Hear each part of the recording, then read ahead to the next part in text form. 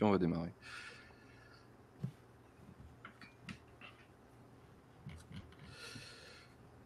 Ok, donc l'idée, donc ce que tu as vu sur le fichier, l'intro, c'est déjà enregistré. Donc nous, on passe direct à la présentation. Donc c'est là où je dis donc, que je suis en présence de Guillaume. C'est quoi ton nom de famille? Attends. Passaglia, je t'en prie, pas de Passaglia. souci. Merci. Donc aujourd'hui, on est en présence de Guillaume Passaglia. Donc premièrement, merci d'avoir accepté mon invitation. Là, tu peux répondre. Eh ben de Et, rien, mais de rien. non, c'était Blablabla. juste pour t'expliquer. Ouais, Ouais, ouais, voilà. bien sûr, j'ai compris. Et après, j'enchaîne sur Ouais. donc une question qui est, si tu devais résumer ton parcours en deux, trois phrases, comment tu te présenterais? Là, l'idée, c'est qu'on arrive au dénouement du projet pour lequel on veut parler en ce moment. Donc, je suppose là où tu es le plus actif, 5 euros. Ouais, c'est ça. Euh, voilà. Et après, de là, moi, je vais te relancer, je vais prendre des notes. Donc, si tu me vois écrire, c'est normal. Et puis, on enchaîne, quoi. C'est Ok, bon? ok. Très bien. C'est parti. Aujourd'hui, on est en présence de Guillaume Passaglia. Alors, Guillaume, merci d'avoir accepté mon invitation. Ben de rien, Martin, avec plaisir. Du coup, Guillaume, si tu devais résumer ton parcours en deux, trois phrases, comment tu te présenterais? Bah écoute, je suis typiquement un lanceur de projet, puisque je fais ça depuis que je me suis lancé dans le web avant, en 2007, avec mon associé Maxime Valette. Et depuis, ce qu'on fait, c'est ce qu'on fait le mieux d'ailleurs, c'est qu'on crée des projets autour de systèmes communautaires. Donc, on regroupe des gens en fait. Et donc, je suis passé à travers plusieurs projets, hein, dont vidnerd.fr, Beta Série, qui est actuellement en charge avec mon associé Maxime. Et aujourd'hui, ce que je fais, c'est que je m'occupe du site 5euros.com. Voilà. Ok. Alors, du coup, comment tu as rencontré Maxime? C'est la première question qui me vient. Comment tu as trouvé la personne à qui tu allais t'associer pour tous ces projets? Écoute, l'association est une chose qui est très compliquée, que ce soit dans le web ou ailleurs, hein. C'est trouver le bon associé, c'est vraiment un deuxième mariage. Et là, tu n'as pas trop le droit de te planter non plus, puisque en général, quand tu crées un projet, tu es un petit peu bloqué avec ton associé en termes de société ou de capital ou tout le reste. Et donc moi, je l'ai connu il y a très très très longtemps dans le gaming en fait. On était dans une équipe semi-professionnelle. Lui était très jeune, hein. Il avait à l'époque, quand il est rentré là-dedans, il avait 14 ou 15 ans, quelque chose comme ça. Et moi, j'en avais 19 ou 20. C'était les AAA, qui existent toujours, hein, Against All Authority. C'est une grosse équipe multigaming qui est toujours en activité. L'e-sport a vraiment pris de l'ampleur. Mais à l'époque, c'était ses débuts. Et donc, moi, j'étais là-dedans. Et Maxime était à la technique du site web. Moi, j'étais plutôt dans le côté rédactionnel. Je manageais une grosse équipe de rédacteurs. De LAN party en LAN party, où on faisait finalement des rétrospectives de ce qui se passait et des tournois qui se passaient, un petit peu comme l'équipe le fait pour les autres sports. Nous, on le faisait pour l'e-sport. Et donc, c'était pendant mes études. C'était donc en 2006, quand j'ai fini mes études, j'ai eu un master ingénierie informatique et mathématiques. Et Maxime, lui, avait passé son bac et il voulait pas aller plus loin parce que pour lui, il avait déjà un background de développeur. Donc, il avait déjà les capacités de créer des choses. Et moi, j'avais pas envie de faire comme les autres, c'est-à-dire en 2006, de rentrer dans une boîte. Et j'avais plutôt envie de créer mes projets parce que j'avais un petit peu goûté à ça avec l'e-sport. Et donc, c'est un petit peu assez logiquement qu'on s'est associés. Donc, je suis monté à Reims parce que j'habitais à Avignon à l'époque. Donc, je suis monté à Reims et puis on s'est dit, tiens, on va lancer notre activité ensemble et on va voir ce qui va marcher. Voilà comment on s'est associés. Ok. C'est quoi le premier projet que vous avez lancé? Alors, en fait, le première chose, on a créé donc une société qui s'appelait Beta et compagnie. Parce que notre but, c'était de créer plein de petits projets et finalement d'en trouver un qui marcherait le mieux. Alors, Maxime avait déjà créé Beta Série à l'époque, mais c'était un tout petit projet qui était vraiment dédié à lui, qui permettait donc de savoir où il en était dans les séries qu'il regardait. On faisait D'accord, ouais. aussi un petit peu de presta pour encore Tima, parce que il y avait un peu d'argent des sponsors qui tombaient et ils avaient besoin de prestations pour améliorer le site web, pour créer une boutique en ligne. Enfin bon, c'était notre première petite prestation pour gagner de l'argent. Quand même, il faut dans la vie, c'est important. C'était ça notre première année et on a fait plein de petits sites web. Enfin, moi, je me rappelle que j'avais créé des trucs un petit peu à la con, comme un site qui s'appelait maxibestov.fr où tu prenais en photo tes hamburgers et puis tu comparais ça avec la pub. Ça peut marcher encore C'est aujourd'hui, hein. stylé. Ça peut marcher encore aujourd'hui, hein. On avait créé aussi un truc qui s'appelait Shapstore qui permettait donc de déposer des textes pour après que tu puisses les revendre en fait. Donc c'était de la revente de textes que tu avais écrits. Mais Ouais. c'était vraiment on va dire des projets surtout pour, j'ai envie de dire pour s'entraîner à lancer des projets, tu vois. Et, euh, et on Est-ce que tu avait, penses que c'est quelque chose d'important dans un chemin d'entrepreneur de s'entraîner avant de trouver ce qu'on veut faire? bah, est-ce que tu as déjà vu des gens qui s'entraînaient pas et qui étaient déjà très très doués dans ce qu'ils faisaient? C'est vrai, c'est vrai. Je sais pas, Mais hein, ça peut s'adapter à tout, hein. bien sûr. Mais Enfin, c'est moi, je, rigolo parce que souvent les gens pensent que demain ils vont se lancer, ils vont faire leur projet, ça va marcher. Enfin, il y a pas beaucoup de gens qui se disent, bah, d'abord je vais en lancer deux, trois qui vont être pourris, ce qui arrive en réalité. Et Bah, c'est comme tout, hein. Même, je reprends ce que j'ai dit tout à l'heure, le mariage avec un associé. Enfin, c'est très rare de tomber sur ton âme sœur dès le début, hein. Faut que t'en aies plusieurs avant qui vont vraiment t'aider à comprendre déjà comment tu es avec une personne et après comment tu vas évoluer avec elle ou avec lui, hein. Enfin, ça marche dans les deux oui, sens, hein. Et donc, bah, pour moi, ça marche pour tout, pour le sport, pour la façon dont tu vas être. Même là, tu vois, on fait une interview. Je pense que bah, si c'était la première de toute ma vie, j'agirais différemment. Bah, c'est oui, pareil pour lancer oui, des je projets. comprends. L'entraînement, c'est basique en fait, mais Ouais, c'est on basique. l'oublie Alors, souvent. ça peut être fait sur des trucs vraiment bêtes, hein. Il n'y a pas besoin de lancer ton premier projet, que ce soit le projet de ta vie. C'est d'ailleurs un peu compliqué si le premier projet que tu lances, c'est le projet de ta vie, parce que justement, tu ne te seras pas entraîné. Donc, tu risques de tomber et de faire beaucoup d'erreurs que tu ferais déjà si tu avais des petits projets pour t'entraîner. Voilà. Donc, ça nous a occupé, on va dire, pendant une petite année. Donc, bien sûr, il n'y a rien qui a marché, hein, ce qui était normal. Mais on avait, Vous en avez fait combien en un an à peu près, tu penses? pas beaucoup, hein, parce qu'on était quand même pas mal occupés. Je pense qu'on en a fait 4-5, un truc comme ça. Oui, c'est bien déjà. Ouais, ouais, c'est pas mal. C'est pas mal. Alors, c'était en 2006, hein, donc il faut voir que c'était quand même. Le web était un peu plus restreint. On n'avait pas de réseaux sociaux. Enfin, Facebook arrivait à peine, hein. Et encore, c'est vraiment arrivé en 2007 en France. Donc pour lancer un projet, c'était de suite plus compliqué et il n'y avait pas énormément de canaux. Tu vois. Ouais. C'était vraiment différent. Il faut vraiment se remettre dans l'esprit de l'époque. T'as une de mémoire, tu sais sur quoi tu diffusais pour avoir un peu de feedback sur tes projets? Bah, on était tous dans le gaming, on était tous sur ce qu'on appelait IRC. C'est un peu Oui. l'ancêtre, voilà, c'est l'ancêtre des chats. Pour ceux qui connaissent Slack, par exemple, bah, imaginez Slack sans aucune fonctionnalité, bah, c'était IRC. Voilà. C'est ça, c'est ça. C'était ouvert à tous. Donc là-dessus, en fait, il y avait énormément de gamers. Donc on avait très facilement accès à 1000, 2000, 3000 personnes. Surtout qu'on était dans une équipe qui était très connue, donc on était un peu écoutés, tu vois. On faisait un peu les boss. Et donc ça permettait quand même d'avoir des bêta-testeurs assez rapidos. Ok, ouais. Du coup, pendant cette année-là, vous étiez en train de vendre des prestats et de faire vos projets à côté. C'est comme ça que Ouais, vous financiez. Et bah à c'était partir de là, surtout par les petites prestas, ouais. Bah, et à ouais. partir de là, bah, c'était assez simple, hein. Il y a un chan IRC qui s'appelait Vide Merde, où on était dessus, et Maxime, un jour, il s'embêtait, un samedi.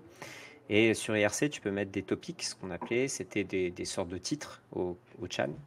Et il y avait un historique. Et sur ce chan-là, qui s'appelait Vide Merde, tous les jours, Maxime et d'autres amis, moi, il m'en arrivait peu, donc j'en mettais pas trop, mettaient leurs petites galères du jour. Donc c'était aujourd'hui, mon frigo s'est décongelé tout seul, VDM. Voilà, c'était juste la blague. Et donc Maxime les a regroupés sur un site qu'il a appelé donc videmerde.fr. Et ça, par contre, donc dans la communauté de gaming, dans la communauté d'IRC, ça, tout le monde est allé voir.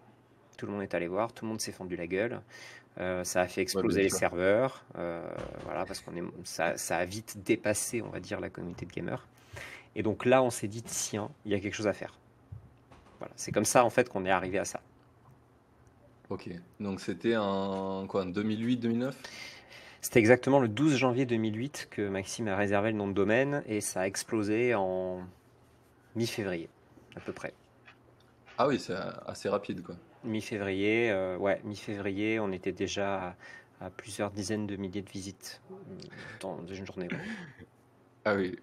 Finalement, là, à cette époque, c'était difficile de se faire connaître, mais quand tu arrivais à te faire connaître, c'était assez efficace, quoi. Bah ouais, c'est un peu ça en fait. Comme tu avais une application sur l'App Store au début, bon bah voilà, tu étais le seul. Donc après, c'était assez facile.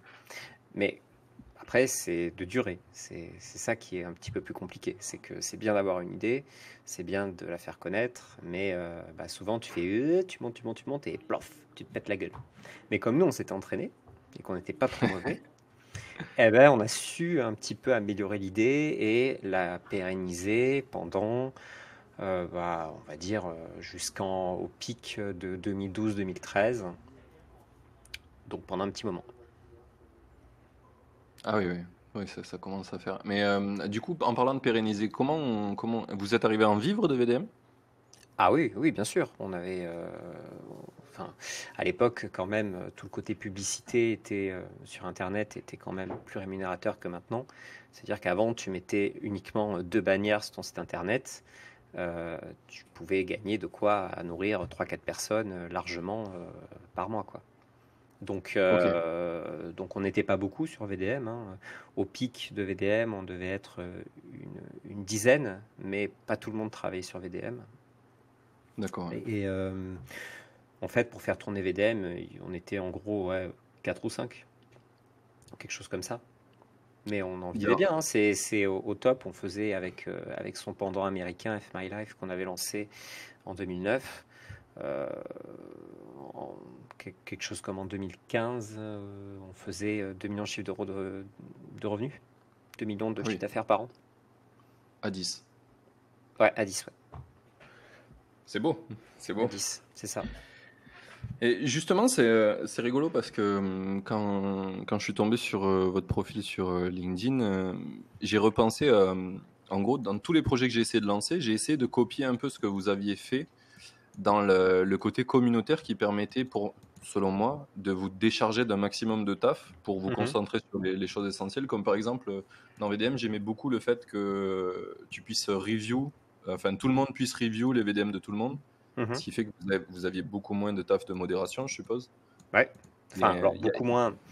Non, en fait, c'est oui et non. C'est-à-dire que c'est comme quand tu souffles sur un meuble que tu n'as pas vu depuis des années, que tu as laissé dans un grenier, tu vas enlever une partie de la poussière, mais il va rester la poussière qui reste, tu vois, qui colle. ouais, Le truc où il faut un chiffon et il faut du produit et pour de l'huile l'enlever. le coude. Ouais, Voilà. Et donc, on enlevait vraiment les choses qui étaient soit vraiment mal écrites, soit vraiment pas drôles, soit pas du tout adaptées.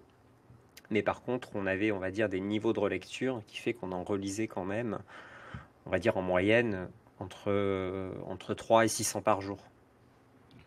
ah Tu oui, vois. oui, ça Donc, fait quand même pas mal. donc en fait, on enlevait le gros, mais on en relisait quand même beaucoup. Beaucoup, beaucoup, beaucoup. Parce que euh, tu peux faire confiance aux gens, mais nous, on était vraiment les seuls à avoir en tête tout l'historique du site. Et donc, on évitait les redites. Il y a des choses qui sont très subtiles dans l'humour, qui fait que Euh, en fait, c'est pas que l'action qui est drôle, c'est aussi la façon dont tu le racontes. Et donc D'accord, beaucoup ouais. de gens aussi, disons, se laissaient juste porter par le contenu. Donc en gros, plus une VDM était grosse, plus finalement les gens votaient pour. Mais en fait, c'est pas pour ça qu'elle était validée. C'est-à-dire que des petites VDM toutes bêtes, si elles sont bien racontées, en fait, finalement, elles feront beaucoup plus rire que des trucs absolument énormes que personne ne croira. Donc, on cédait de la communauté, mais c'était pas pour ça que la communauté était complètement décisionnaire. D'accord, ouais. C'est quand même quelque chose qui est un petit peu différent. Et ça ne s'adapte pas à tout. Par exemple, enfin, sur 5 euros, c'est pas du tout la même chose. On reçoit des centaines de services par jour qu'on doit modérer aussi à la main. Il n'y a pas de modération par la communauté là-dessus. On peut pas. Ok, Donc, ouais. donc c'est vrai que à chaque outil, son utilité, et ça dépend vraiment de ton outil. Ouais, je vais noter ma question sur 5 euros après, on va finir sur VDM. Ouais. Du coup, tu as parlé du pic en 2012. Qu'est-ce qui s'est passé en 2012 pour VDM? Vous l'avez toujours Alors, non, non, en 2012, c'est juste qu'au bout d'un moment, quand tu es en parabole, la parabole arrive à son maximum, et ce qui est normal, hein. On ne peut pas non plus monter, monter, monter pendant des années, surtout sur quelque chose de comique. Tu vois, enfin, quand tu arrives à un maximum de gens qui touchent ton produit, après, derrière, tu es obligé de retomber un petit peu. Donc, c'est là où ça a un peu retombé, et où on avait fait un petit peu le tour du sujet. Donc, c'est vrai que là, le bébé, on ne l'a plus, c'est plus quelque chose dont on se sert, ça a été cédé à d'autres personnes, donc, mais ça existe toujours, hein, attention, sauf qu'on s'en occupe plus. Euh, mais voilà, ça a quand même duré, on va dire, vraiment pendant 8 ans, et ça dure toujours actuellement, donc c'est quand même quelque chose qui a une durée de vie qui est relativement exceptionnelle pour Internet. C'est rentré dans le langage courant, le terme FML, donc Fuck My Life, est dans le dictionnaire aux États-Unis. Ah Ouais, ouais, pas mal de choses qui s'est passé avec VDM et avec FML. c'est assez, euh, c'est assez impressionnant quand même. Je savais pas que c'était aussi connu même à l'international. C'est le seul concept français qui s'est aussi bien exporté aux États-Unis. Ah oui, En termes de site web, marque comme ça. C'est le seul. Il n'y en a pas d'autres. Sauf que d'accord. Ouais. aucune personne aux US ne savent que c'est français. Je pense que ça vient de chez eux. C'est parce que vous avez fait un rebranding. Du coup, c'est parce que vous avez dit que le nom forcément marcherait pas en français, c'est Ah bah ça? on l'appelle V de merde. Je pense que les Américains, ils n'auraient pas trop compris. Puis, de toute façon, c'est le quatrième nom testé qui a marché, hein, pour les États-Unis, hein. On en a testé D'accord. 3 avant, hein, avec les mêmes vannes, les mêmes textes, sauf que ça s'appelait autrement. D'accord, vous avez itéré sur le nom de domaine, quoi. Ah bah oui. Et en fait, c'est le quatrième qui a marché. D'accord, ouais. Donc comme quoi, des fois, hein, ça tient à rien. C'est fou, ouais. C'est fou. T'as en tête les anciens exemples des autres noms? On avait appelé quoi? Fail My Non, un truc avec fail. Je sais plus Ok, comment on l'avait. Euh, je sais plus. Enfin, on avait essayé des jeux de mots avec fail, avec shit happens aussi. Allez, on avait une today shit happens. Voilà. ok. Ça n'a pas marché. On avait fait un truc avec fail, ça n'avait pas marché. Parce que c'était un peu la mode des fails. Et donc, F My Life, par contre, c'est passé parce qu'il y avait ce côté un peu, avec le mot fuck sous-entendu. Ouais. Dans la culture là-bas, voilà, c'était un peu le mot, oh, faut pas trop le dire, mais c'est drôle, tu vois. Et on dit pas fuck, on dit F. Donc ça, c'est toujours assez intéressant. Mais ouais, vous avez été bon sur ce choix-là parce que finalement, c'est facile à dire, puis ça correspond un peu à fuck, tu vois, l'expression genre en mode ah, il m'est arrivé un truc nul. Ah Donc, ouais, mais ouais, bon, voilà, c'est comme si on avait appelé ce vide merde un autre mot. Je pense que si on n'avait pas le mot merde, ça aurait pas marché. clairement. C'est intéressant parce qu'il n'y a pas souvent de business où le nom de domaine est autant important. Des fois enfin, c'est un mix de plusieurs choses, mais là, j'ai l'impression que de ce que tu me dis pour les US, en tout cas pour votre lancement, ça a eu beaucoup d'impact, quoi. Ça a eu un impact énorme. Après, le nom de domaine, quand même, est une grande variable, hein. Le nom, c'est quand même quelque chose qui permet à ta marque d'exister.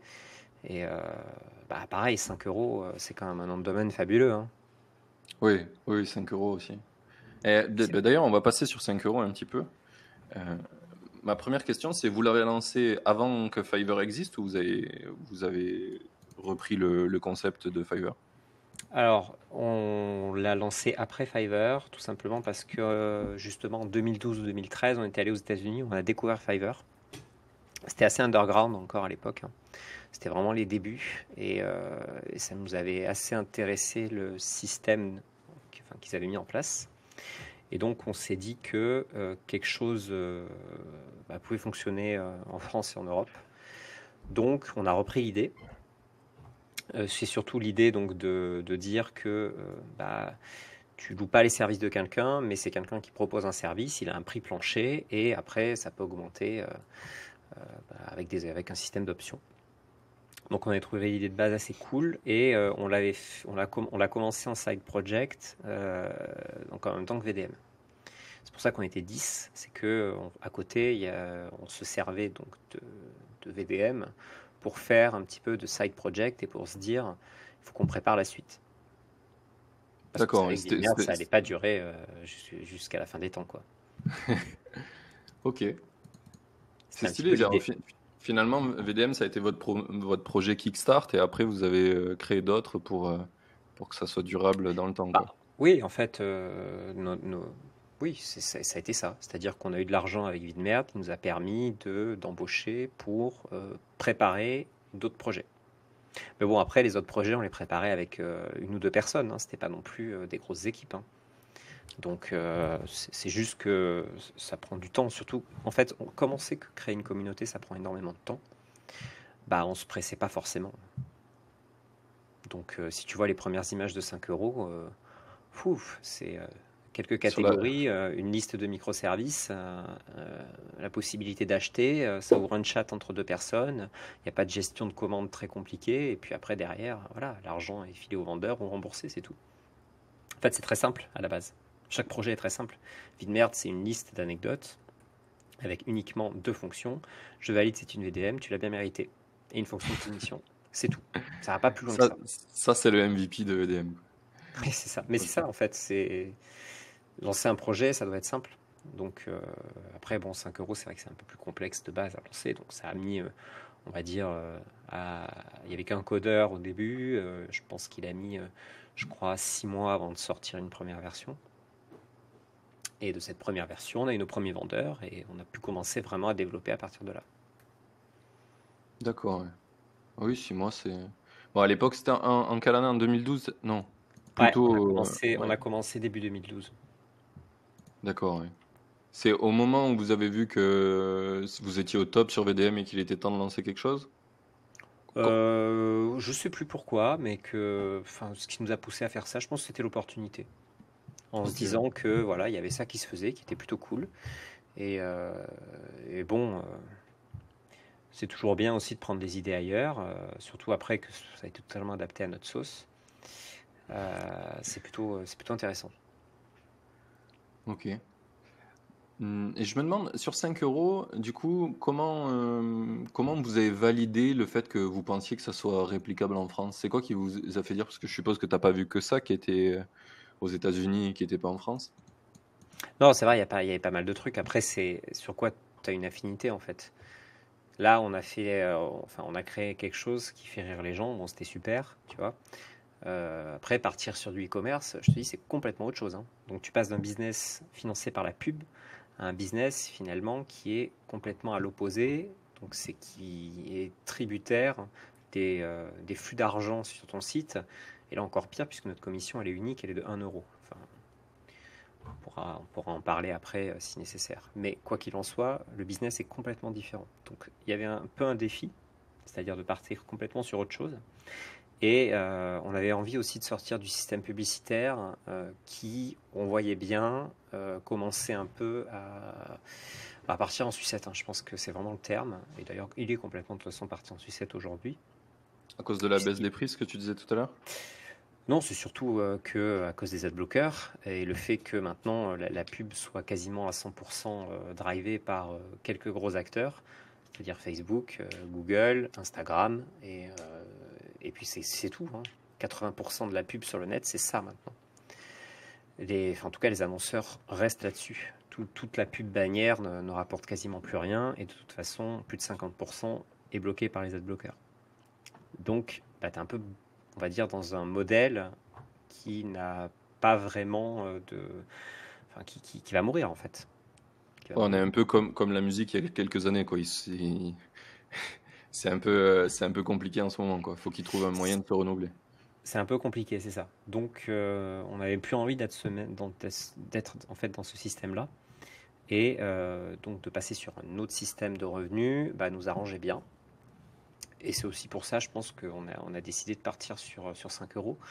Même si on sait que sur 5 euros, c'est extrêmement complexe de lancer un site comme ça, puisque bah, tu es un peu au début, sur un site comme ça, c'est un peu le problème de l'œuf et de la poule. C'est-à-dire que tu as besoin de vendeurs pour avoir des clients et tu as besoin de clients pour avoir des vendeurs. Ouais. Donc, tu fais comment pour avoir une communauté en fait? Viens, on enchaîne sur cette question. Comment vous avez fait pour lancer la communauté? C'est toujours ça, hein. Alors, il y a deux variables qui sont capitales. La première, c'est que bah, c'est de l'huile de coude, c'est-à-dire qu'il faut aller chercher les gens un par un. T'as pas le choix. Surtout dans un système comme ça, où tu dois aller trouver des gens qui ont les capacités de vendre des microservices, donc des gens qui ont des compétences, et tu dois leur vendre quelque chose où tu sais que de toute façon, ils feront pas de vente. Donc il faut être assez persuasif pour dire ok, c'est compliqué, machin, mais poste quelque chose, au pire ça t'engage à rien, et puis derrière on verra ce que ça donne. Et c'est le fait que certains acceptent, d'autres vont se dire oh, il y a des gens qui sont dessus, donc je vais m'y mettre aussi. Donc il faut aller les chercher, t'as pas le choix. Donc pas pendant des mois, c'est aller chercher. Alors tiens, on manque de vendeurs qui font par exemple du mixage audio.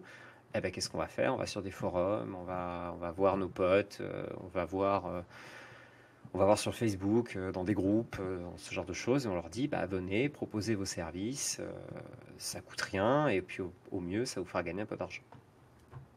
Et vous Et continuez à le faire ça maintenant encore? non, maintenant on arrête. Quand la communauté est assez grosse, après on arrête. Ça, elle se nourrit d'elle-même? Ça se nourrit d'elle-même après. En fait, ça rejoint ma deuxième variable. Ma deuxième variable, c'est le temps. C'est que pour créer une communauté, il faut du temps. Tu ne peux pas créer une communauté en quelques jours. Même à coût, j'ai envie de dire, de grosses dépenses publicitaires. Le problème, c'est que tu as créé une base de sites et de concepts qui te concernent toi. Disons que tu l'as créé selon tes critères, mais tu ne l'as pas forcément créé pour les gens que tu cibles. Parce qu'en fait, tu ne sais pas ce que les gens attendent exactement. D'où l'intérêt de créer des petits systèmes, j'ai envie de dire, et après de les évoluer au fur et à mesure que ta communauté arrive et prend finalement ses aises dans ton système. C'est là où tu vas comprendre ce qu'elle a vraiment besoin. Et donc ça va te permettre, en faisant évoluer ton système, d'attirer plus de gens parce qu'ils vont se retrouver dans un site qui finalement est de mieux en mieux adapté à ce qu'ils attendent. Donc le temps est essentiel. C'est même si on avait dépensé 200 000 euros en publicité sur 5 euros, on aurait eu quoi? On aurait eu quelques milliers d'inscrits et les gens se seront peut-être dit c'est quoi ce site pourri et ils se barrent. Et tu as perdu 200 000 euros de budget. Ouais. Donc Mais le temps c'est important. ok, mais du coup, c'est aussi une dynamique pour toi importante de co-construire avec la communauté, si ton business est communautaire, bien sûr. Ah bah c'est essentiel. C'est-à-dire que si tu construis pas, en fait, ce qu'il faut comprendre, c'est que un site web, quand il est communautaire, il t'appartient plus à toi, il appartient à ta communauté. C'est leur site en fait. C'est eux qui l'utilisent tous les jours, c'est pas toi en fait. Toi, tu es juste le vecteur qui permet à ta communauté d'utiliser le site, mais c'est ta communauté qui utilise le site. Donc, c'est à toi d'anticiper les désirs de ta communauté, c'est à toi de comprendre vers quoi elle veut aller, mais après, finalement, c'est elle qui décide, hein. Si elle veut se barrer parce que tu as fait une mauvaise décision, tu peux très bien leur dire tant que tu veux que bah non, c'est comme ça que ça doit se passer parce que moi j'ai décidé ça et que je vous jure que ça va être bien. Si ta communauté décide que oh bah non, c'est de la merde, bah elle va se barrer. C'est évident. Et c'est comme ça que de gros systèmes communautaires se sont pété la gueule, hein. Les MySpace, je peux en compter plein, hein, de Ah bah choses oui. finalement qui a évolué un peu au forceps et, finalement les évolutions n'ont pas été prises en compte. Enfin, en tout cas, les personnes qui ont fait évoluer les sites n'ont pas pris en compte les communautés et donc bah, c'est pété la gueule, hein. C'est un peu ce qu'on se demande pour Facebook parfois. Est-ce qu'il... Ouais, ça c'est un Après, peu plus. C'est tellement gros Facebook en fait que ouais. c'est compliqué maintenant de s'en passer. Ils en sont arrivés à un tel point que c'est un peu différent. Après, c'est comme ah, le design de Facebook. Enfin, ça me rappelle les époques où oh, le design de Facebook a changé, c'est de la merde, je me barre. Et puis tu reviens 3 jours après. Bon, bah c'est bon, tu Tout le monde est t'habitues au revenu. design, tu restes sur Facebook, c'est pas grave, quoi. Ouais, je vois ce que tu veux dire. Après, je sais pas. Peut-être que moi j'ai l'impression que pour eux, en tout cas, il y a peut-être un moment donné où ils vont, où tu vois, comme toi, VDM ça a été ta première source de revenus et Facebook ça va peut-être, au bout d'un moment, c'est tous les autres services qu'ils ont lancés et qui continuent à lancer, qui vont être la suite de Facebook, mais pas forcément le site, comme on l'a connu là. Oui, J'ai c'est fort l'impression. probable. C'est fort probable, je suis assez d'accord avec toi. De toute façon, c'est bien pour ça qu'ils ont racheté Instagram, c'est bien pour ça que le Messenger est devenu une application à part entière. C'est parce que ce sont des vecteurs maintenant qui sont tellement importants pour Facebook, encore plus que l'application en elle-même, euh, qui, qui- qu'ils avancent comme ça en fait. Facebook, je suis sûr que l'application Facebook en tant que telle n'est plus sans doute la priorité chez Facebook. Ouais, ouais, je pense aussi que c'est le cas. En tout cas, ça se ressent à plein niveau, quoi. Bon, ben, Hmm. revenons un peu sur 5euros.com. Du coup, là, j'aimerais un peu parler du modèle de rémunération de 5 euros. Mhm. Un peu, Mhm. que tu m'expliques comment ça marche. Et puis je viendrai sur mes questions après, vas-y. Alors, dès la création de 5 euros, bon, enfin, ça marche pour tout concept, hein, il faut faut que tu te dises quelles sont les bases de ce que tu crées et sur quoi tu ne transigeras jamais. C'est un petit peu tes règles qu'il faut tenir dans ton concept. Et nous, la règle, c'était de dire jamais il n'y aura de pourcentage sur 5 euros. Donc on ne suivra pas les modèles de pourcentage que font l'ensemble des autres sites parce qu'on trouve que c'est contraire à... Enfin, on va dire que c'est pas logique. Je ne trouve pas le mot, mais en fait, c'est pas logique. Pourquoi c'est pas logique? Parce qu'on crée un système sur lequel de gérer une commande à 5 euros ou de gérer une commande à 1000 euros, ça va se gérer exactement de la même façon. C'est la même chose. Donc pourquoi d'un côté on prendrait 1 euro et pourquoi d'un autre côté on prendrait 200 euros de commission? Ça n'a pas de sens en fait. C'est exactement le même travail, on gère les commandes exactement de la même façon. Et donc on est parti du principe de dire, voilà, il y a une commission unique sur 5 euros, elle est de 1 euro, quel que soit le montant de la commande. Comme une commence à 5 euros, oui, à 5 euros ça fait 20%. Mais sur 5 euros, il y a très peu de commandes qui sont à 5 euros. Donc quand le vendeur vend quelque chose à 100, à 200, à 300 euros, et ben, il a toujours 1 euro de commission. C'est comme ça qu'on a pensé le site au début en 2012. Alors c'est toujours à peu près le cas, j'ai envie de dire à peu près, parce que quand même, on s'est rendu compte qu'il y avait beaucoup de frais bancaires, qu'il y avait beaucoup de choses à payer derrière, il faut une plus grosse équipe que Vidnerd pour gérer tout ça. Vous êtes combien Mais là? là, on est 12 aujourd'hui. Mais Ok. ça reste une petite équipe, Oui, hein. C'est pas très gros, hein. Euh, donc la commission à 1 euro est toujours là, sauf que pour ça, il faut payer 5 euros par mois. Voilà. Donc, en tant bon, que vendeur, en c'est tant ça, que hein. vendeur. Alors, tu peux totalement vendre gratuitement hein, sur 5 euros, il n'y a pas de problème, il y a plusieurs paliers.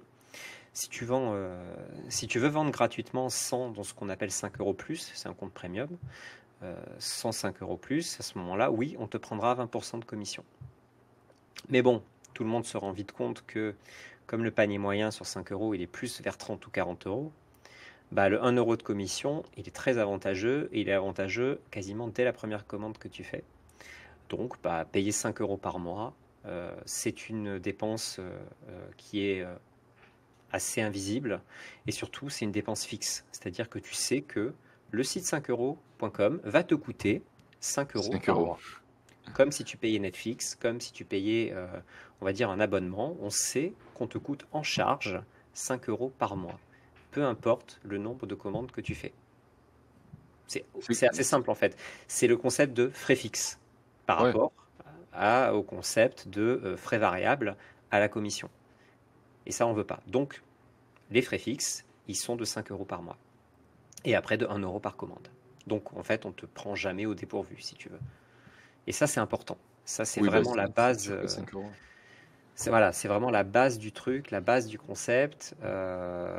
Après, oui, on a un compte aussi à 30 euros par mois, où là, c'est un petit peu plus complexe. Il y a beaucoup plus de choses qui sont proposées, mais ça reste la même chose. C'est-à-dire que la plupart de nos vendeurs sont à 5 euros par mois et ils s'en portent très bien. Et ils sont plusieurs centaines d'euros, voire même milliers d'euros, sans aucun problème, avec 1 euro de commission. Euh, et ils en sont extrêmement contents. T'as combien de vendeurs actuellement là, à peu près?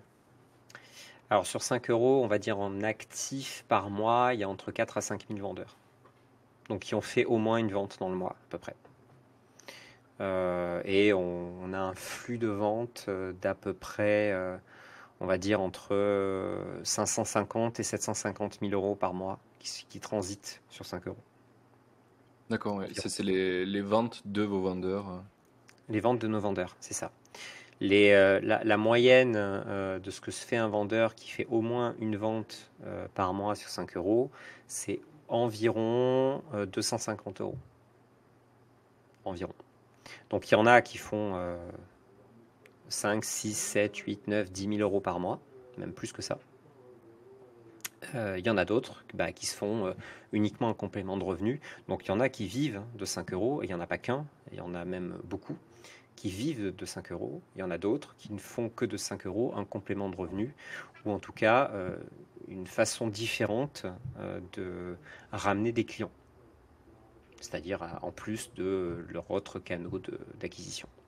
Oui, par exemple leur propre réseau ou des choses comme ça, Ouais, quoi. si tu fais du design même pour des grosses boîtes, honnêtement, tu auras toujours des moments où tu vas peut-être pouvoir créer un flyer et que ça va te prendre quelques heures. Et finalement, ça, tu seras très content de le faire payer 300 euros, tu vois. Donc même si tu factures très cher ailleurs, c'est pas pour ça que des petites prestations un petit peu plus, euh, disons, faciles d'accès doivent être proscrites. Ok, ouais. C'est intéressant ce modèle parce que du coup, j'ai connu 5 euros que très récemment, je pense, il y a 2 ans. Ouais, Je ne sais pas pourquoi. Mais moi, j'avais connu avant vous Malte, qui est une plateforme où tu vends au tarif jour, quoi, finalement. Tu vends pas du ouais, tout de la prestation. c'est Et en ça. fait, tout le monde m'en avait parlé, tu vois, j'ai trouvé le site bien, mais en fait, t'as pas de... Genre, j'ai un tarif jour, mais tu sais pas vraiment pourquoi, quoi. Alors que moi, je suis directeur technique et ça m'arrive de vendre des journées de CTO as a service, j'appelle ça comme ça. Bien sûr. Et en fait, sur 5 euros, bah, ça serait facile de le mettre en avant. Et sur Malte, j'ai jamais pu le mettre en avant, donc je l'ai jamais vendu via Malte, tu vois. En fait, il faut faire les deux. Clairement, il faut faire les deux. C'est-à-dire que sur Malte, tu peux y être justement en tant que personne. Tu vas vendre ton temps, tu vas vendre tes compétences pour une durée et on va dire un petit peu peu importe la mission, j'ai envie de dire. Sur 5 euros, les choses sont différentes. C'est-à-dire que tu vas vendre un produit qui est déjà préfait. C'est comme si tu achètes un paquet de céréales dans ta grande surface. Tu vas retourner le paquet, tu vas regarder la composition. Donc tu vas exactement savoir ce que tu achètes. C'est-à-dire que sur 5 euros, il n'y a pas de devis, il n'y a pas de négociation, puisque le devis, c'est le texte du microservice. Si tu commandes un flyer, on va te dire, je vais faire un flyer uniquement verso, en noir et blanc, ou alors avec un template, et ça te coûtera 5 euros. Pourquoi? Parce que le vendeur sait déjà que pour ce qu'il va proposer, il va y passer 10 minutes. D'accord, ouais. Donc il peut se permettre de proposer quelque chose à 5 euros, puisqu'il va y passer que 10 minutes. 5 euros les 10 minutes, alors 4 avec la commission, je suis désolé, c'est rentable. Parce Oui, qu'il n'y a pas de clairement. négociation client, parce qu'il n'y a pas de facture après à éditer, parce que nous on s'en charge, parce qu'on se charge de tout ce qui peut être glissant, parce que derrière, une fois que tu as terminé la prestation, tu n'as plus de contact avec ton client, donc le client il ne peut pas dire hey, il me manque un truc, machin. Bah non, la prestation elle est terminée, c'est fini. Et derrière, avec tout le système d'options, ça te permet vraiment de faire de l'upsell. C'est pour ça que justement il y a peu de commandes à 5 euros, c'est que le prix d'appel étant de 5 euros, les clients vont venir sur ton service, ils vont voir que pour 5 euros, ils vont avoir quelque chose, mais qui est finalement peu important. Et donc ils vont se dire, ah oui, mais en fait, le pack à 50 euros, là, il est pas mal du tout, parce que le flyer, il va plus être noir et blanc, il va être en couleur, il va être recto verso, il va y avoir, le mec va rechercher pour moi des images libres de droit dans les banques d'images, donc moi, j'aurais même pas à le faire. Ah ouais, ok, bon, bah, je vais prendre à 50 euros. Et là, tout de suite, c'est différent. Mais c'est pareil, la prestation, elle est chartée, le mec sait ce qu'il doit faire. Donc, eh ben, c'est un gain de temps et ça va être beaucoup plus fluide dans la façon de gérer les choses. Même toi, hein, si tu es CTO, tu peux très bien, finalement, pour 5 euros, juste répondre à, je sais pas, une question sur une config serveur. Une question, voilà, prestation à 5 euros. Et pour 50, 100, 200, 300 euros de plus, bah là, tu peux intervenir sur, je sais pas, configurer WordPress ou j'en sais rien, certains trucs, qui fait que ta prestation, elle est chartée. Et donc, tu peux la proposer.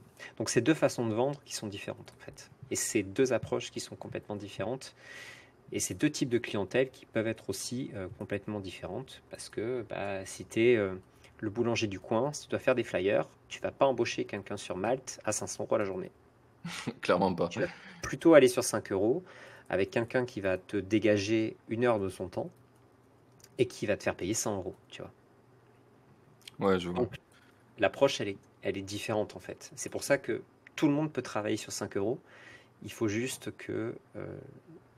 comprendre que le canal d'acquisition est différent des autres. Et après, une fois que tu as compris ça, tout est Non, bon. mais en fait, la proposition de valeur, elle est géniale, surtout pour les indie makers qui nous écoutent. Le but, c'est d'arriver à faire ses propres projets, à commencer à vendre des produits. Donc, même avant de faire un site internet où tu veux vendre ton nouveau produit, tu peux même arriver à. Il y a certaines choses qui peuvent se vendre sur 5 € quoi, et qui peuvent faire des tests pour savoir si tu peux en faire derrière un vrai produit ou un vrai service qui va plus loin, quoi, finalement. Ah bah oui, ou même juste aussi t'aider un peu financièrement, hein. C'est aussi Oui, oui, oui, intéressant. Ou alors comme quand t'es indie maker, t'es en général un peu tout seul. C'est toujours bien d'avoir un peu d'aide à côté pour t'aider. T'as un petit peu de dev à faire sur ton site et t'as pas de spécialiste WordPress. On a quelques spécialistes WordPress, tu vois, 5 € qui peuvent intervenir et qui peuvent t'aider pour configurer des choses ou pour même développer des petits plugins ou créer des designs ou faire du son, te faire un montage, enfin, il y a plein de trucs. Donc après, il faut trouver bien sûr ce qu'on a besoin, hein. Mais en tout cas, il y a les deux approches qui marchent. Ok, ouais. Ça me fait penser un peu justement au nom du site. Est-ce que 5euros.com, ça t'a pas préjudicié dans le sens, ça peut faire des trucs pas chers, donc pas qualitatifs, de ce que Ah les oui. vendeurs vendent? C'est le revers, c'est-à-dire c'est le revers de la médaille. On a, ce que j'ai envie de dire, on a nos haters, mais en fait, les gens qui détestent 5 € ne l'ont même pas testé en fait, parce qu'ils se disent de toute façon c'est à 5 €, c'est de la merde. Ils s'arrêtent là. Je pense surtout à la communauté de graphistes. On a beaucoup de graphistes sur le site et ils ne comprennent pas cette façon de réfléchir puisque les gens sur 5 € ont bien compris que l'approche est différente de chercher uniquement des prestations ou des devis à 500, 1000, 1500 €. Beaucoup de gens pensent que voilà, t'es graphiste, si t'as pas un devis au moins à 1000 €, c'est de la merde. Non, ça dépend de ton temps de travail, ça dépend de ton taux horaire, tu vois. Et donc, c'est vrai que cette image-là, elle peut un peu on va dire, nous coller. Mais j'ai envie de dire, au moins, on parle de nous. Et au moins, on n'a pas tout le monde d'un coup, ce qui est plutôt pas mal. Donc, on a les gens qui essaient de comprendre, qui essaient de venir. Et on a passé il n'y a pas longtemps les 300 000 comptes sur le site. En 7 ans, c'est pas énorme, hein, tu vois. Quand tu vois 7 ans pour arriver à 300 000, ouais, c'est pas ouf. Oui, bon, après, on en prend beaucoup plus actuellement que ce qu'on en prenait il y a des années aussi. Donc la communauté grossit beaucoup plus maintenant. Mais parce que on a mis du temps à arriver ici, on a mis du temps à évoluer. Donc ouais, 5 €, le Est-ce nom que nous colle un peu, mais c'est pas grave. c'était un temps qui vous était nécessaire pour toi? Oui, bien sûr, c'était un temps nécessaire. Pour créer un site comme 5 €, si tu le refais maintenant from scratch, je pense qu'une équipe de dev de 10 personnes va mettre pas loin d'une petite année. Ok, ouais. Moi, je suis pas capable de voir la complexité qu'il y a derrière, mais En fait, on est beaucoup plus complexe que l'ensemble des autres sites dans la gestion de commandes, dans toute la façon de gérer la commande. Même Fiverr est beaucoup plus simple. d'accord, ouais. Tu vois. C'est intéressant. Ça me fait penser que, bah, tu vois, tout à l'heure, on parlait de la comparaison avec Malte. Et du coup, Malte, c'est une boîte qui a levé des fonds, il me semble, et qui a grossi énormément vite. Oui, bien Et, sûr. ouais. Et justement, moi, ce que j'essaie de porter avec ce podcast et avec la communauté qu'il y a derrière, c'est plutôt l'idée bah, comme vous, c'est de grossir avec la communauté et d'essayer d'être un peu, tu vois, de faire quelque chose de raisonné pour, tu vois, peut-être arriver à 300 000 utilisateurs au bout de 9 ans, mais tu l'as fait dans un sens où bah, finalement, tu n'as pas exploité les gens qui étaient sur ton site en leur prenant une commission au pourcentage qui aurait pu prendre beaucoup plus d'argent, mais tu Ah l'as oui. fait d'une manière que tu trouves saine. Et finalement, c'est quelque chose de plus pérenne dans le temps, j'ai l'impression, le système un peu indie comme ça, que le système concurrent en mode levée de fonds à l'américaine, quoi. Bah, en fait, il y a deux choses. C'est-à-dire que des fois, des levées, tu es obligé de les faire parce que tu n'as pas d'autres possibilités. Je pense à la construction d'une chaîne de montage. J'en sais rien, tu vois, si tu as vraiment besoin de cet argent-là pour créer une structure, pour ouvrir un magasin, pour avoir du stock. Des fois, bah, il faut lever. Tu es un peu Mais, obligé. mais finalement, les levées de fonds qu'on voit maintenant, elles sont plus sur du soft que sur du hard. Alors il y a les C'est- deux, c'est surtout des fois que c'est le soft qui parle le plus, mais Ouais. bon, il y a les deux, hein. C'est pas que le soft qui lève, bien au contraire. Il y a aussi, enfin, moi je suis aussi investisseur dans pas mal de boîtes et j'ai investi dans des boîtes qui ont du stock, hein. Donc je fais un peu les deux. Mais quoi qu'il en soit, c'est vrai que déjà de un, de pas ouvrir son capital, bah, c'est toujours une chance parce que tu gardes 100% de tes parts. Donc ça, c'est quand même important. Dès que tu fais rentrer des gens, bah, tu n'es plus chez toi. Il faut dire ce qui est. Même si Ouais. tu gardes, on va dire, plus de 50% des parts, tu n'es quand même plus chez toi. Tu as quand même d'autres personnes. Et ces personnes que tu fais rentrer, elles n'ont peut-être pas les mêmes objectifs que toi. Elles ont des objectifs de rentabilité qui sont peut-être beaucoup plus courts. Et donc des exigences qui sont beaucoup plus complexes. Des fois, pour accepter de l'argent, bah, on va te demander de faire évoluer ton système. Par exemple, je suis sûr que si j'avais demandé une levée de fonds il y a 3 ans, on m'aurait dit, mais regarde, tu as fait, je sais pas, n'importe quoi, tu as fait 1 million d'euros en chiffre d'affaires, donc enfin, en transfert d'argent, hein, c'est-à-dire pas en Ouais. chiffre d'affaires pur pour la société, c'est-à-dire que tu as généré 1 million d'euros de transactions, tu te rends compte que si tu avais pris 20%, bah, tu aurais eu 200 000 euros. Alors oui, génial, ok, j'aurais peut-être eu 200 000 euros, mais est-ce que ces vendeurs-là seraient restés sur le site? Est-ce qu'ils n'auraient pas essayé par tous les moyens de sortir les clients du site? Là, les vendeurs, en fait, font rentrer les clients dans le site parce que la commission est tellement peu chère qu'ils se disent c'est beaucoup mieux que mon client vienne sur 5 euros, que je gère sur 5 euros, parce que j'ai rien à faire, j'ai ma commission et en cas de problème, bah, j'ai une gestion de litige et je suis soutenu. Donc là, les vendeurs, au lieu d'essayer de faire sortir les clients du site pour ne pas payer la Il est commission, fourni. les font venir sur le site pour payer cette commission de 1 euro. Donc en fait, c'est vrai que c'est du long terme. Et ça, en termes d'investissement, bah, il n'y a pas tout le monde qui arrive à le voir. Tu vois, pas tout le monde. Et c'est compliqué à expliquer à des investisseurs ce genre de choses. C'est Bah, pour ça que clairement, rester. quand tu es investisseur, c'est pas ta priorité première, quoi. Bah non, on va dire, mais t'es bête ou quoi? Regarde, mets 20%, et puis au moins t'es tranquille, tu gagnes de l'argent. Alors c'est Ouais. plus compliqué que ça, tu vois. Je vois. Mais ça tombe bien que tu aies avancé un peu sur les objectifs différents avec les investisseurs. J'aimerais savoir un peu, c'est quoi tes objectifs actuellement avec 5 euros? Bah, nous déjà, on a, on va dire, fait un premier objectif. On l'a eu quelque chose comme je crois en octobre de l'année dernière, septembre peut-être, où on est rentable. Voilà. Donc ça déjà c'est bien parce que bah depuis on n'était pas rentable. Donc il y a quand même un petit peu d'argent personnel des associés qui étaient investis là-dedans et on a continué en tout cas à en mettre pour atteindre ce point de rentabilité. Maintenant, on est rentable, on a de l'argent de côté sur la société, donc ça se passe bien. C'est déjà un premier point. D'être rentable à 12 personnes, c'est bien. Euh, donc le second point maintenant, c'est surtout d'évoluer le système pour essayer de le faire grossir sans perdre de vue euh, tout le côté, on va dire, fondamentaux qu'on a depuis le début. Donc, c'est de faire intervenir des fonctionnalités qui vont permettre au site de grossir encore plus, tout en gardant cet esprit du début. Et donc, D'accord, oui. justement, d'essayer de percer un petit peu plus, parce que voilà, 300 000 utilisateurs, c'est bien, être 12, c'est bien. Moi, j'ai pas, enfin, dans mes projets, j'ai pas l'intention de diriger une multinationale, absolument pas. Mais j'aime bien scaler un projet. Et là, pour moi, on est arrivé à la première étape du scalage, c'est-à-dire qu'on est arrivé à l'étape où notre communauté est assez grosse pour grossir toute seule. Notre projet est assez mûr pour pouvoir attirer tout seul des gens. Voilà. Donc ça, on a atteint la taille critique en fait, où on peut y aller.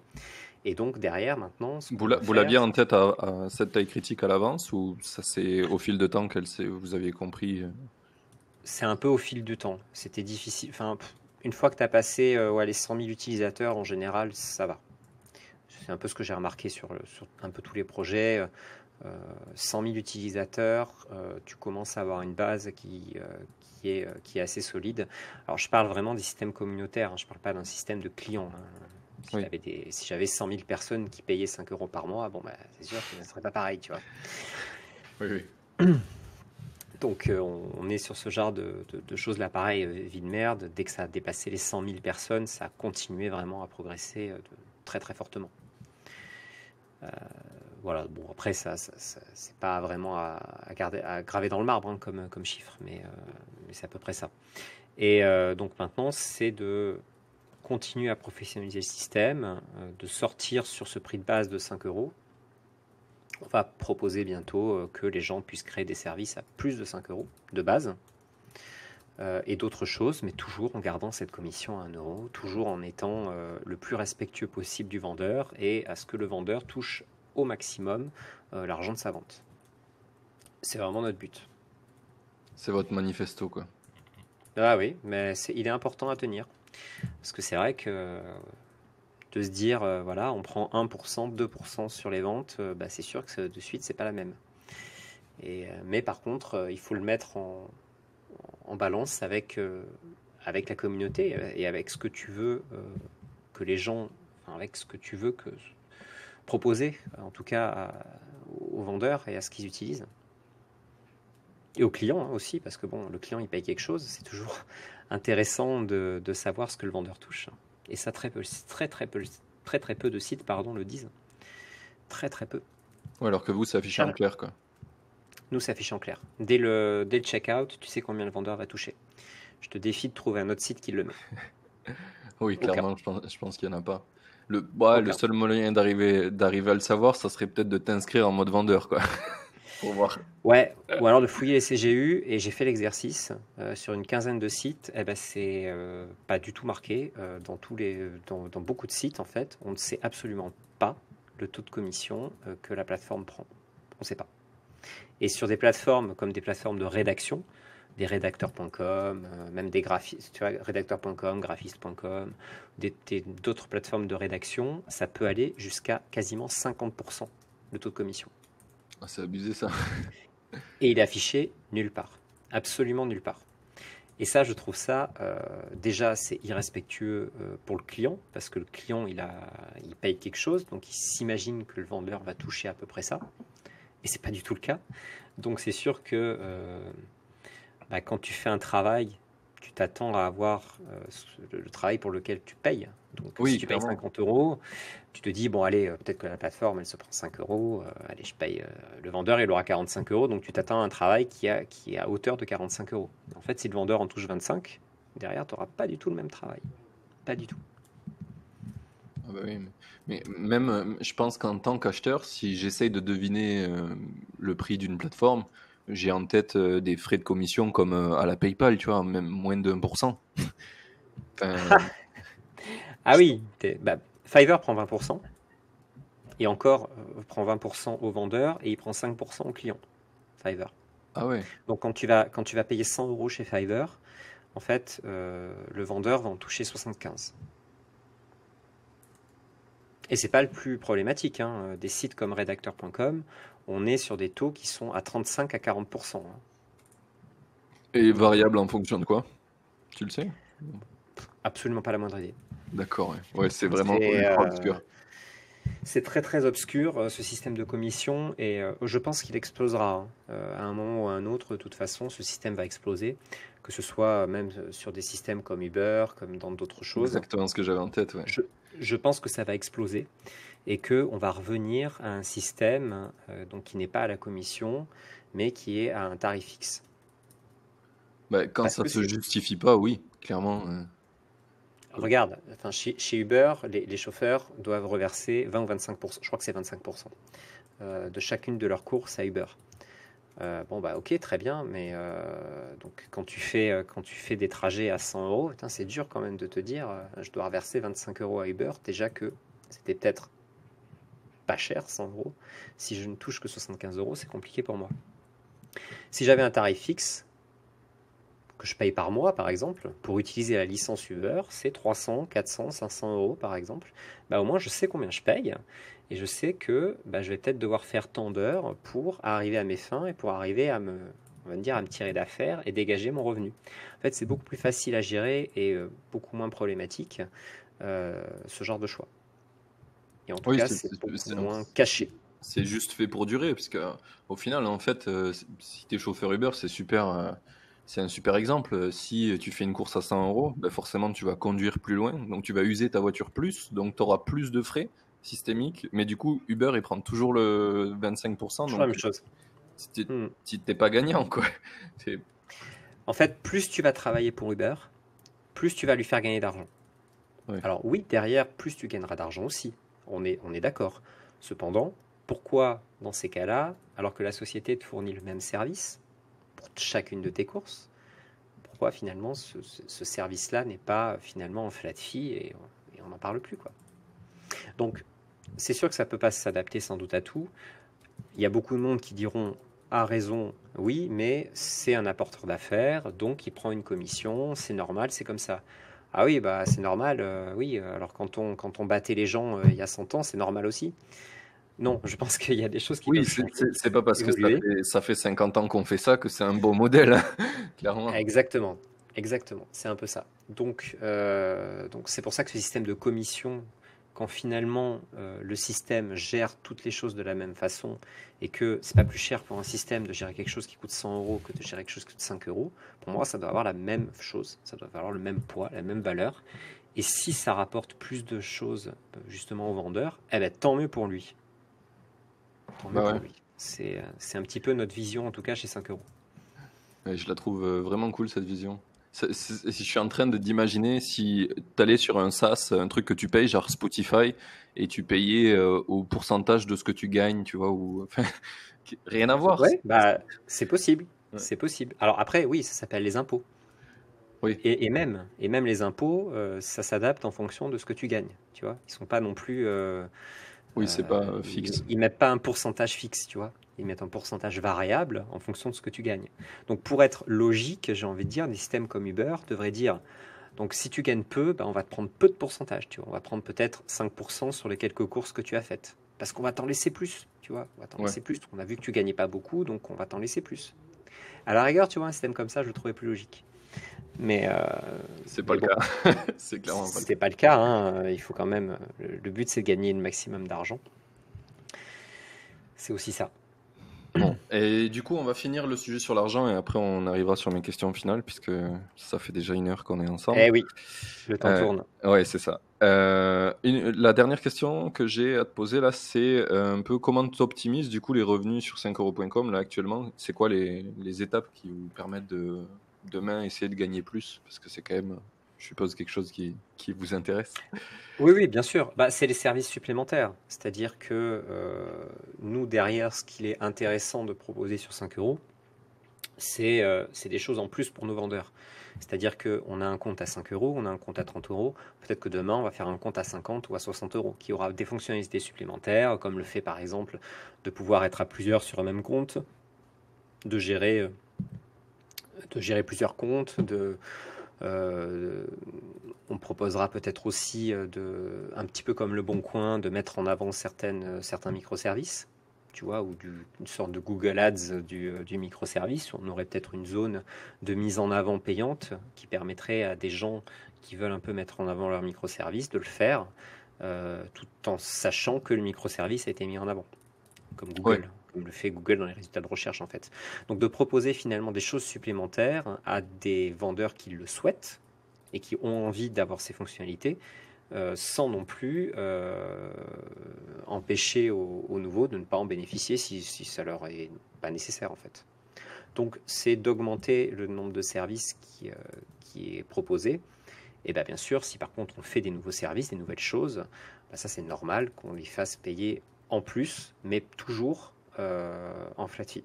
C'est-à-dire que ça ne rentrera pas en compte par rapport au pourcentage de ventes qu'ils feront. D'accord, oui. Oui, le seul endroit où vous avez mis du pourcentage, c'est finalement pour faire un Les test. comptes gratuits. Ouais, voilà. Ouais, pour faire un test. Et encore, de toute façon, les gens qui font des tests, en général, ils font des microservices un peu pourris. Donc, ils vendent très peu cher. Et donc, derrière, en fait, 20%, c'est pas grand-chose pour eux. Ok. En général, plus tu fais correctement ton microservice, plus tu as un compte, on va dire, élevé chez nous. Et donc, derrière, la moyenne des comptes à 30 euros, il est évident que le panier moyen, il est beaucoup plus élevé sur les comptes à 30 euros. Mais c'est pas parce qu'on les met plus en avant, hein. Ils sont mis exactement en avant de la même façon. C'est juste que les gens font plus attention à leurs comptes, font des belles images, font des gros textes, ils expliquent exactement ce qu'ils vont faire, ils font des bonnes options. Et donc, derrière, évidemment, ça marche. C'est engageant, ouais. En fait, ils s'engagent. Quand tu payes 30 euros Ouais. par mois, tu t'engages à faire quelque chose de bien. Quand tu payes rien, en fait, tu t'engages pas à faire quelque chose de bien. Donc, tu vas laisser Clairement, ton truc de côté. clairement. Et c'est pour ça, hein, c'est ça qui est intéressant avec le fait de payer un petit peu par mois. Ok. Et ben, du coup, dernière de nos questions sur la partie 2. Est-ce que tu as d'autres projets futurs que tu comptes lancer en dehors de 5 euros? Parce que- Honnêtement, j'en ai déjà lancé pas mal. Je vais peut-être faire autre chose après. Je sais pas, sortir du web, faire autre chose. Ok, ok. Ouais, je pense que ce sera sans doute, on va dire, mon dernier projet que je lancerai moi-même from scratch. Pourquoi dernier? Parce qu'après, t'as plus envie de faire ça? Oups. Parce que ça fait depuis 2007. Et Ouais. au bout d'un moment, tu vois, soit à la rigueur, tu vas dans une autre équipe, mais dans ces cas-là, t'es pas, on va dire, t'es pas le fondateur et T'es pas porteur, quoi. t'es pas porteur, parce que c'est dur, hein. C'est pas facile de lancer des projets. Euh, Puis déjà, si tu en réussis deux ou trois dans ta carrière comme VDM, je pense que c'est pas mal, tu vois. Même deux, Mm. c'est cool. Tu fais 2 exits, c'est très bien. Et après, le reste, faire autre chose que le web, ça peut être bien aussi. Ok. Il faut savoir faire plusieurs choses dans la vie, c'est plutôt bien. Du coup, là, une des questions là, que j'ai sur mes dernières questions, on va pouvoir commencer, c'est un petit peu pourquoi tu es resté toujours indépendant? Est-ce que vous avez eu des propositions d'avoir des investisseurs sur vos projets? Alors, Beta Série, par exemple, a un investisseur, parce qu'on en a eu besoin, et parce qu'on trouvait que c'était le bon moment. 5 euros, en fait, pour tout te dire, on a essayé de lever des fonds il y a 2 ans. Ok. Et en gros, tout le monde nous a dit, ça nous intéresse pas. Un peu le Voilà. feedback que tu donnais tout à l'heure, c'est qu'ils comprennent pas le modèle en fait. Non, ils comprennent pas le modèle. Donc, c'est quoi ces paniers moyens ridicules? 1 euro, mais non, enfin, c'est pas bon. Bah voilà, hein. Donc, enfin, à l'époque, c'est vrai qu'on faisait, quand on essayait de lever, oui, on faisait 3 fois, 4 fois moins de chiffres qu'aujourd'hui. Mais je pense qu'on essaye de relever aujourd'hui, on intéresserait beaucoup plus de gens. Par contre, ce serait beaucoup plus cher de rentrer. Oui, ok. Et vous avez un peu la volonté quand même de rester indépendant sur ce projet maintenant. Oui, oui, bien sûr. Oui, totalement. C'est évident. À part si vraiment, ce qui nous ferait vraiment lever, je pense, c'est si on doit vraiment aller dans un pays étranger où là, tu dois vraiment monter une équipe à part et tu dois embaucher de suite 10 personnes. Et c'est mieux de lever, par exemple, auprès d'un acteur étranger directement implanté qui t'aiderait à t'implanter et tout le bordel. Oui, effectivement, là, il t'apporte pas que l'argent, quoi. Voilà. En fait, c'est pas que l'argent. Tu aurais aussi peut-être un autre soutien, mais en tout cas, en France, euh, à part vraiment un acteur qui nous aiderait à grossir parce qu'il aurait une structure. Je dis n'importe quoi, hein. Si demain Le Bon Coin veut faire de la vente de services et qu'ils se disent Putain, 5 euros, c'est très bien. Ça pourrait être un moyen pour nous d'avoir une plateforme comme ça. Ça serait même pas peut-être une levée, tu vois. Ce serait Oui, ce même serait un plutôt, rachat. ça serait un rachat. Donc, je pense que maintenant, on est très bien tout seul. On va se débrouiller tout seul et on verra ce qui se passe. Ok, cool. Eh ben, j'ai vraiment kiffé parler avec toi. On va pouvoir enchaîner sur les trois petites questions et puis on aura fini. Yes. Qu'est-ce que tu aurais aimé qu'on te dise avant que tu te lances sur tes premiers projets? De toute façon, à l'époque, se lancer, c'était être extraterrestre, complètement. Ce qui n'est plus le cas maintenant, ce qui est plutôt bien. Donc en fait, à l'époque, j'aurais envie qu'on me dise ce qu'on m'a dit, et en fait ce qu'on m'a pas dit, puisqu'on m'a rien dit, euh, et ce qui, et ce qui m'a permis en fait de ne pas avoir d'a priori et d'y aller. Parce que je peux te dire que en fait, on s'est lancé vraiment un peu comme ça, et je ne sais pas si je le referai maintenant. Maintenant que j'ai, on va dire, toutes ces connaissances, je serais beaucoup plus frileux, parce qu'à l'époque, on y allait un peu, allez, c'est parti quoi, tu vois. Ça me fait penser à la phrase heureux sont les ignorants. Des fois, quand tu ignores les Bah, choses, c'est plus c'est simple. vrai. Eh bien, écoute, c'est tout à fait ça. Donc ma réponse, c'est de rien savoir, en fait. Ok, c'est la meilleure moyen de se lancer, c'est sûr. T'es paralysé des fois quand t'as trop d'informations. Totalement. En fait, ceux qui passent formation par formation, par formation, par formation, par formation et qui se lancent jamais, bah, finalement, c'est pas la meilleure des méthodes. On en revient toujours, hein, le meilleur moyen d'arriver à faire quelque chose, c'est de faire. C'est de faire. Je suis tout à fait exact. Ok. Et ben du coup, avant-dernière question, c'est qui le prochain invité que je dois faire venir dans ce podcast selon toi? Bah, écoute, je sais pas si tu connais Swello. Suelo, ça me dit un truc. Ça te dit un truc, mais oui, tu connais Jonathan, son CEO.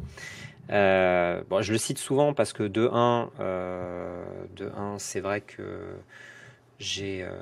Alors lui, il a levé, mais il a levé de manière très spéciale. Donc si tu l'invites, tu pourras savoir pourquoi. Et il a commencé à être entrepreneur quand il avait 16 ans.